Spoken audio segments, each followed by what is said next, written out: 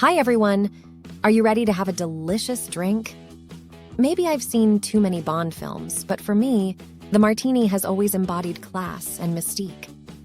As I've gotten older, I've come to appreciate that it's just a great drink. Like all my favorite drinks, it's simple. A strong spirit, gin or vodka, vermouth, fortified wine, and a good garnish.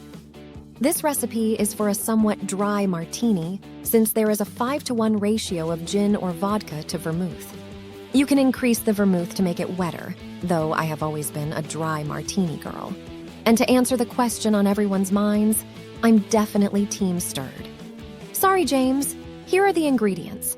2.5 ounces of gin or vodka, half an ounce dry vermouth, ice cubes, and lemon twist or olive for garnish.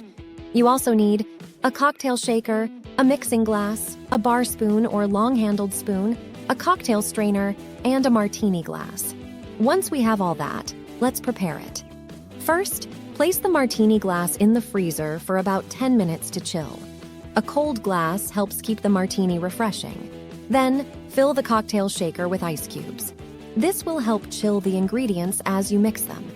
Pour 2.5 ounces of gin or vodka into the shaker. The choice between gin and vodka depends on your personal preference. Later, pour half an ounce of dry vermouth into the shaker. Adjust the amount to suit your taste.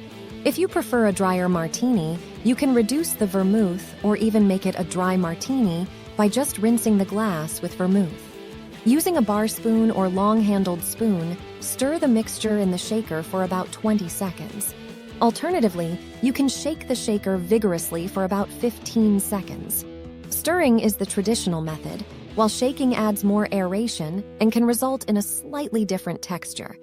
Place the cocktail strainer on top of the shaker and strain the mixture into the chilled martini glass. This will remove any ice or solid particles from the drink. I recommend garnishing the martini with a lemon twist or an olive, depending on your preference.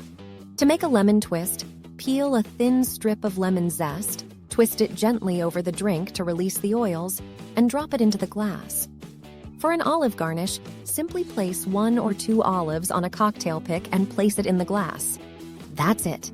Your classic martini is now ready to be served. Enjoy it slowly and savor the flavors. Cheers! If you enjoyed this video and want to see more, go visit cookingwithjade.com. Bye!